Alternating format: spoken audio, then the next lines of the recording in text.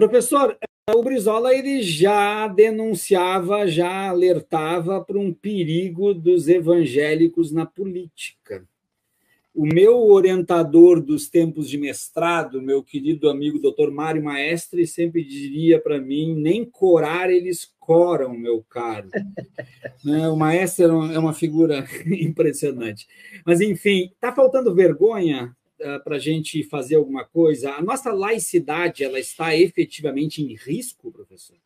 Primeiro, lembrar, olha, faz muitos anos que eu não falo com o Mário Maestre. Quando eu me aposentei na UFSCar, né, Departamento de Ciências Sociais, foi o último aniversário que eu trabalhei, nós levamos ele lá, acho que foi em 2000, e ele fez algumas palestras lá, tal, e eu conversava com ele por carta, olha, eu sou da época da carta, e depois do e-mail, tal, então nós conversamos bastante, eu tenho vários livros dele sobre o Rio Grande do Sul, sobre a questão da escravidão, etc. Até sobre Paulo Coelho, que eu lembro que ele escreveu também um livro sobre Paulo Coelho. Por que Paulo Coelho deu certo? Uma coisa assim. Agora, a laicidade corre risco.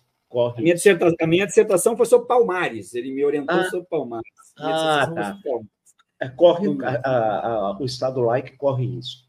É inacreditável que nós estamos assistindo nos tempos de hoje. Inacreditável. Eu não imaginava que nós fôssemos passar uma situação como essa. E é verdade, quando o Brizola já alertou, porque o Rio de Janeiro, acho que até hoje, é a capital mais evangélica do Brasil. E, naquele momento, ele já sentia como é que a ação desses pastores, que não era da esfera privada, que a religião é da esfera privada, não, afetando a política. E isso já estava presente. Começou isso, acho que o Rio de Janeiro foi uma espécie de teatro inicial, né, para isso, foi uma espécie de ensaio geral para essa ação que hoje tem tão grave e tão nefasta ao Estado Democrático de Direito.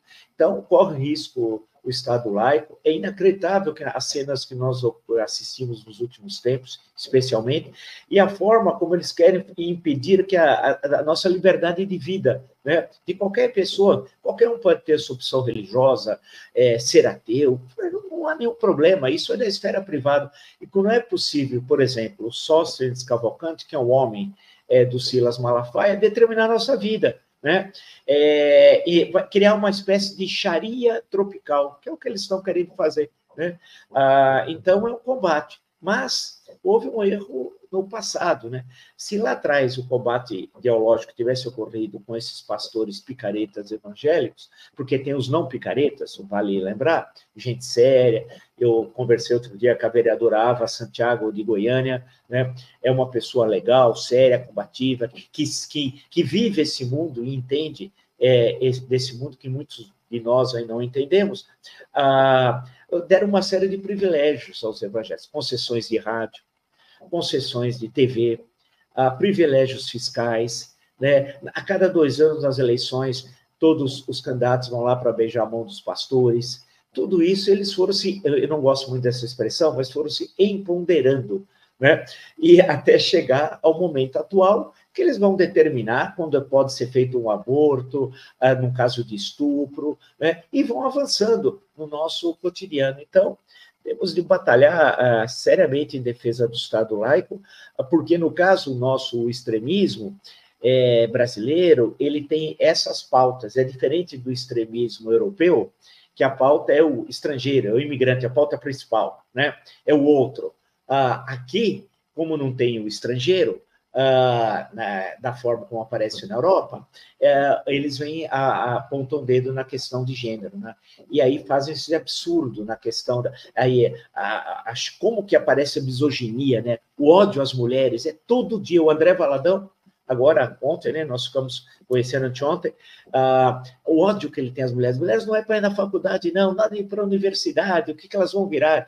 Insinua que vão as coisas mais pavorosas sobre as mulheres, ataca os meninos também, os adolescentes que vão para a universidade, mas e eles vão convencendo, porque eles vão falando e acabam convencendo as pessoas, especialmente as pessoas que não têm a mínima cultura política. Esse é um outro problema nosso, né? Nós temos um problema sério da baixo nível da cultura política do povo brasileiro, mas essa é culpa de todos nós, né? Porque esse convencimento, esclarecimento tem de ser constante.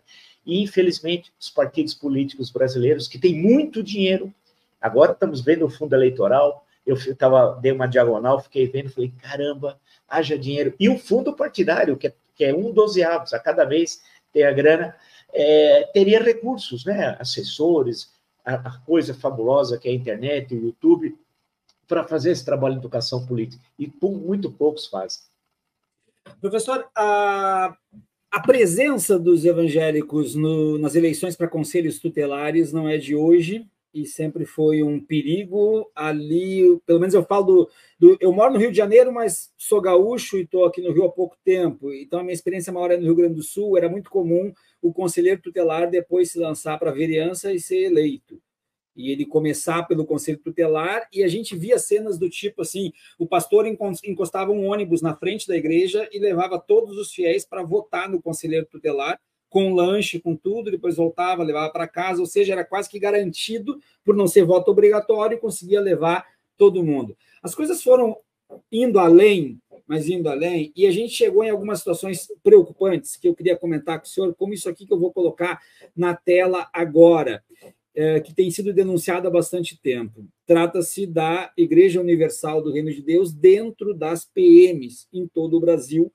O projeto chama-se UFP, Universal na Força Policial, e eles ainda colocam aqui no perfil Universal das Forças Policiais, tem como objetivo prestar assistência espiritual, social e valorização humana aos integrantes das forças de segurança.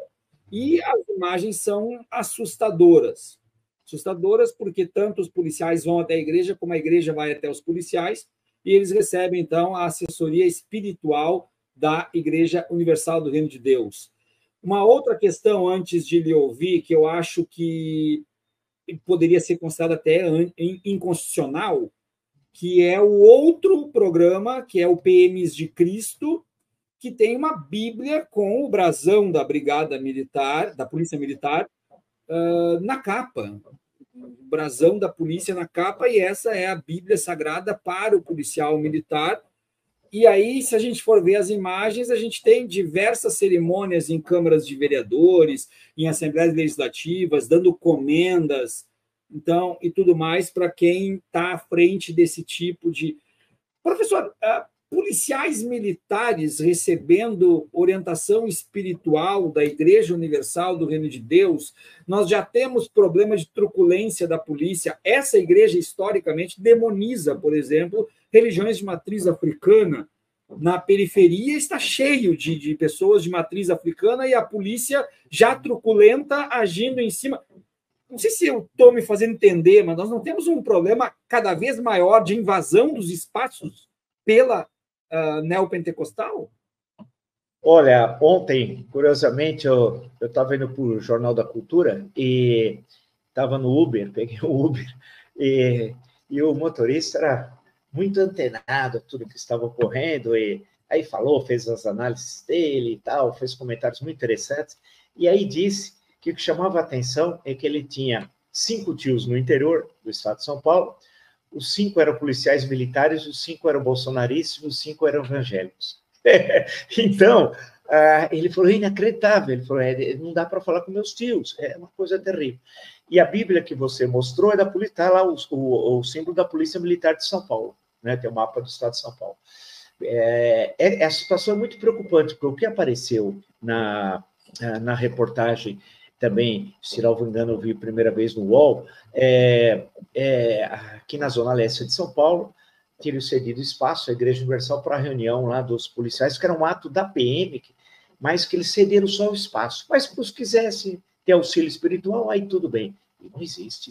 Existe 300 mil espaços. Quantas escolas não tem na Zona Leste que tem auditório, espaços para os policiais? Se quisesse se reunir, tem inúmeros locais da Secretaria de Segurança Pública dedicado à PM para se reunir. Quer dizer, uma justificativa furada é intolerável. Isso é muito, muito, muito, muito grave.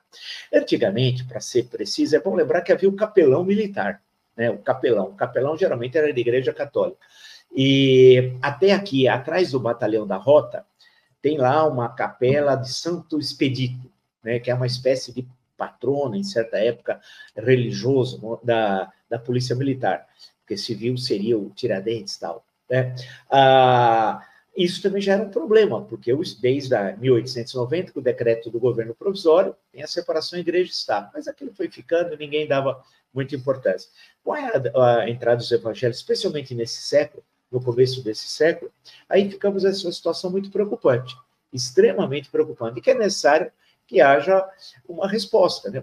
Porém, não só não houve, por parte da Secretaria de Segurança Pública, parte do governador do Estado, foram muito tímidos, como a reação da sociedade, e esse é um problema, é muito tímida também. É um outro partido político que se pronuncia, e de resto, nada. Né? É uma espécie de sociedade política amorfa, né? A coisa não vai, né? Aquela capacidade de indignação que nós tivemos em momentos muito mais difíceis que esse, como o regime militar, isso acabou. Então, aí acham que é normal e a vida segue. Não, não é normal, isso é um absurdo, isso não pode ocorrer.